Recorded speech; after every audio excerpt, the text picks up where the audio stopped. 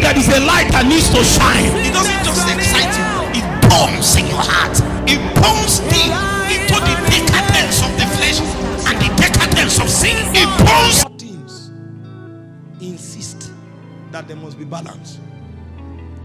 The wrath of God, the Bible said, is released against all unrighteousness.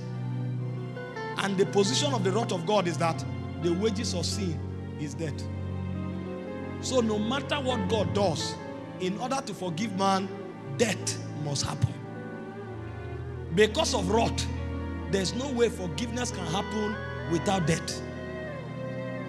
But at the same time, there is the mercy of God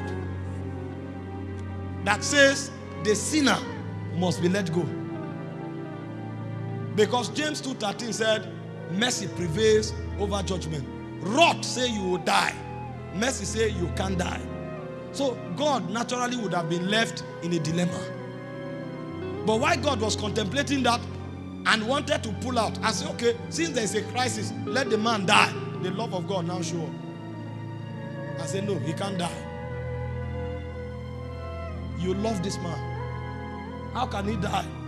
And so because God does not have any other choice, since there must be a balance between wrath, mercy, and love, God decided to leave his throne, take off his body, put the body of man, become a man, and die for man. You will say, are you not the sovereign God? Just say you are forgiven. No, he's in the spirit realm. And in the spirit realm, you can't just wake up and say, I forgive you. Among men, in the natural, you can steal something from me and you come and say, sorry, I beg, don't be angry. When I look at you, even if you are manipulating me, my heart will be somehow, I will forgive you. In the spirit realm, God can't. He can't just look at you and say, forgive him. He can't. If he does that, he will deny himself. And so, the only way is that you must die. And so what God did was that God took your place. In taking your place, his love and mercy was manifested. And in dying, his wrath was also manifested. That's how legalistic God is. And God didn't stop there. After he died for you, he now gave you grace so that you will live above that sin. Because if you go back, there will be consequences. It's a legalistic realm.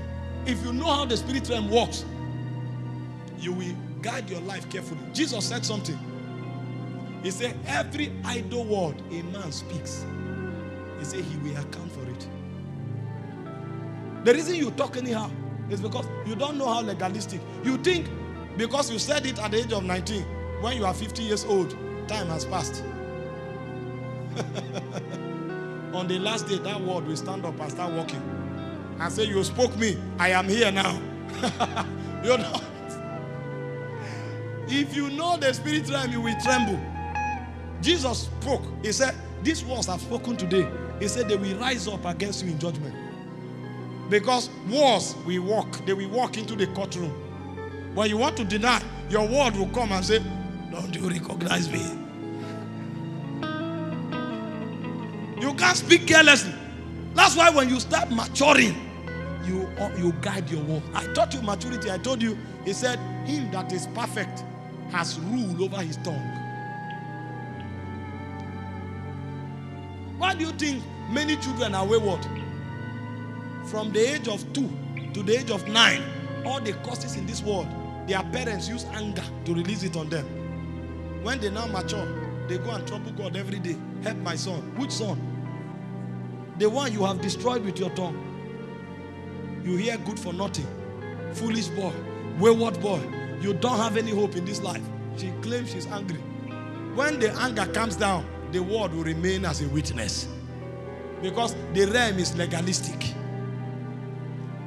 Listen, many people don't know these things in their depth.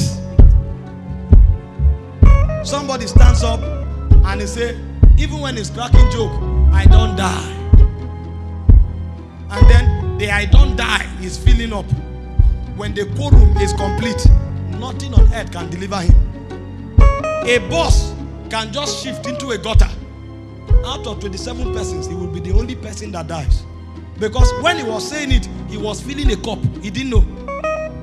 When that cup is full, the legality of the spirit realm will insist that you die.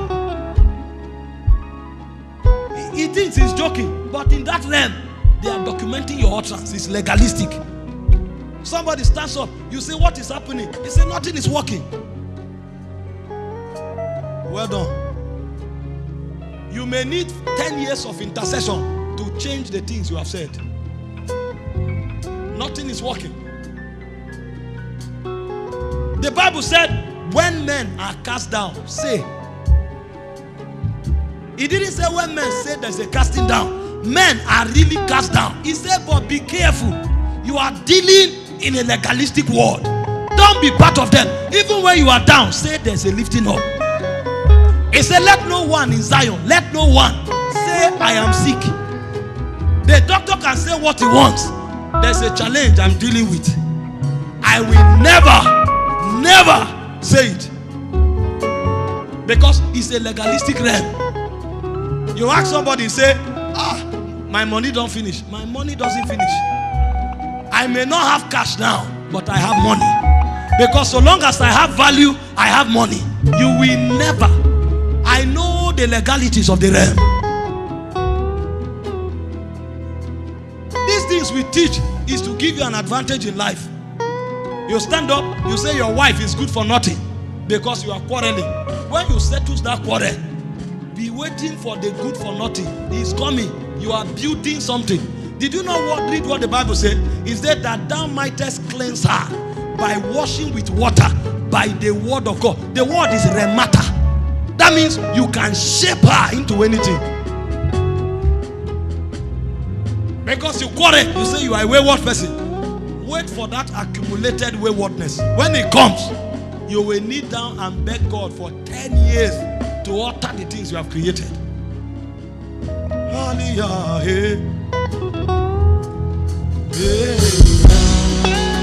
Some of you need to go to your business and prophesy over it for 1 month. Because you have killed that business with your words. You killed it. You may need to go and prophesy over that business for 1 month before your utterances are able to change the things you have created. Some of you need to prophesy over your children for 6 months for them to ever count again. You have killed them even before they manifested.